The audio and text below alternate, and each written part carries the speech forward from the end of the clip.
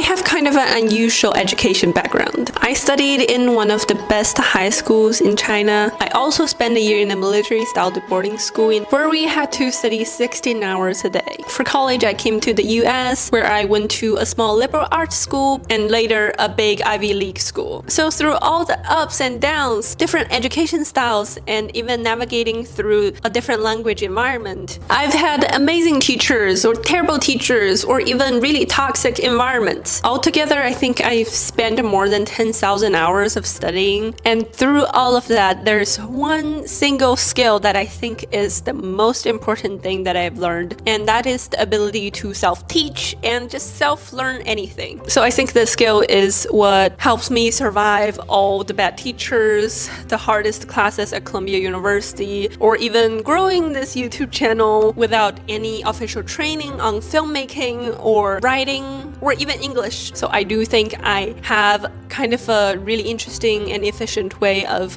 learning anything, and that's what I'm going to share with you. So let's just get into it. The first step is to get excited and get curious about the thing you're going to learn. This is a step that I think lots of people basically ignores it. I do think motivation, excitement, and the efficiency of you learn something, they all tied together. Like if you're motivated, you learn something faster, you're more focused, you consume information faster, you understand it faster just because you try harder. And this step you can take as long as you want in any forms you delight. And sometimes all you need to do is just to consume some content related to this subject. So for example, I watched videos on how to grow a YouTube channel or how to grow social media content for I would think 3 years on and off. I didn't have the time to get serious about it, but I let the excitement grow. At the end, I just couldn't wait to start my own channel. And when I taught myself calculus, I wasn't excited about it at the beginning. So what I did is I go online and see what people are sharing about calculus. So I would kind of imagine what your life will look like after you learn this thing. Eventually, I just started learning calculus myself because I thought it could be fun and it could be cool that if I can skip the class. It just makes learning so much more enjoyable and motivating. The second step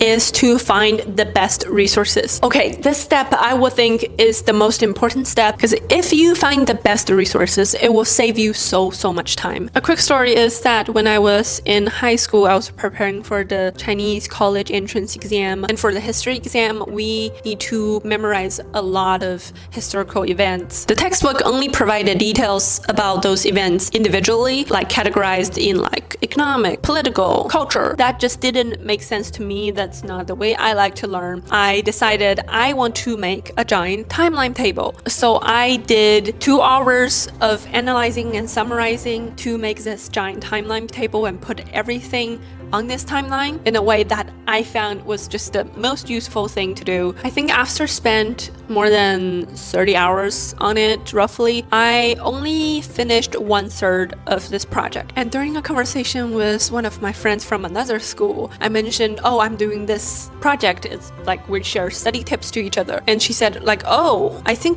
my school gave me a book that had what you were like described, and guess what, it was exactly what I was looking for, and they did it better. They add explanations and they have like common testing points on it, and that's the moment I felt like I wasted a lot of time. I had been trying to create my own study guide while there were already study guides that were prepared by a team of professional educators who has been like working on this for so many years. Since then, I never just start studying something or start working on a project or learning on a project without finding the best resources. Unless you're like a PhD student or a researcher that doing some research that no one have ever done it before, most likely there are already some people did it. If you don't think they're great, you can take it and add it yourself. The way I find the best resources is first, I go big. I just go to the internet and I try to collect as many resources as possible. I will read blogs, I will read YouTube videos, or even like Reddit discussions. I will ask anyone that have done it, how did you do it? Any suggestions you had? What's the way you are learning? Even ChatGPT you can ask, and save as many resources, as many suggestions as possible. And then once you have kind of idea that what is this thing, you have a basic understanding, it's the time to ask yourself and define your scope. Like, what exactly do you want to do here? For example, if you're trying to learn a new language, is your goal to survive while you're traveling, or you're preparing for a specific test? Because those are very different goals. And then you should define your scope, look into the resources, trying to find the ones matches your goal. Because, for example, if you're trying to learn a language, Duolingo is a really good platform for just casual, fun learning and test yourself, but it's probably not as efficient to use it to prepare for a test.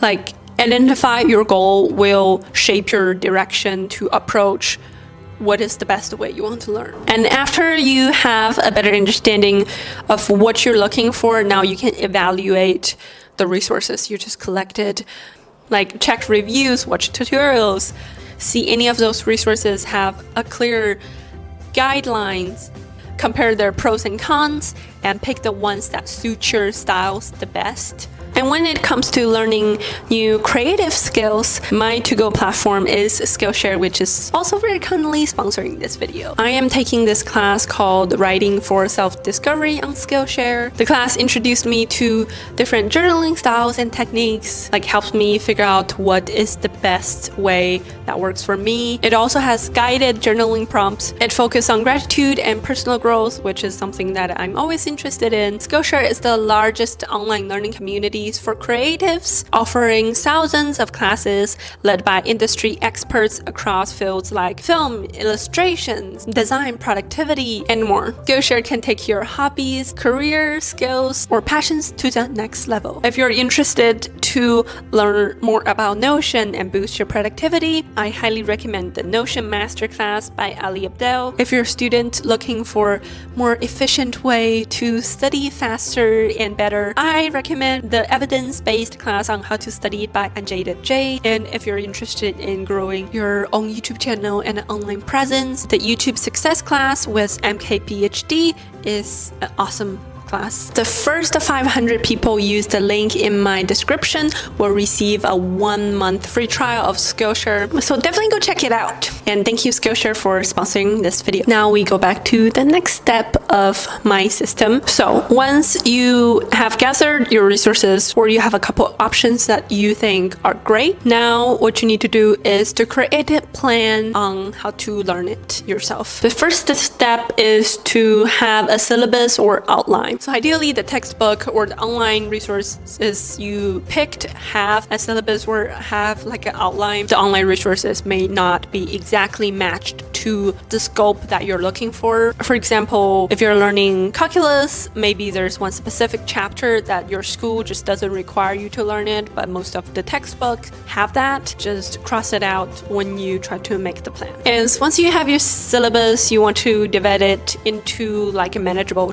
chunks and create a schedule. For example, for calculus, you're going to study 1 chapter a day, and even more specific, you can be like, oh, I'm going to watch the YouTube videos first to have an understanding, and then I'm going to do all the practice questions from the textbook that I found, and roughly I'm going to study like 60 minutes a day. The next step is execute and iterate. Now you have your plan, it's time to take actions. Don't be too stressed out about your plan. I mentioned earlier it's important to find the resources and make a good plan, but before you even started trying, there's no way you can have the perfect plan. So follow your plan and be flexible with it. And notice what works for you and what doesn't work for you. Experiment a little bit and iterate your plan. For example, your original plan is to watch the YouTube video and then do the practice questions. And then you realize the practice questions don't have really good answer explanations. So you might need to look for practice questions online that have really good explanations. Or when you make the plan, most people tell you that watching YouTube videos is better than reading the textbooks, but when you actually start learning it, you really enjoyed reading the textbooks, so you may want to switch it to that.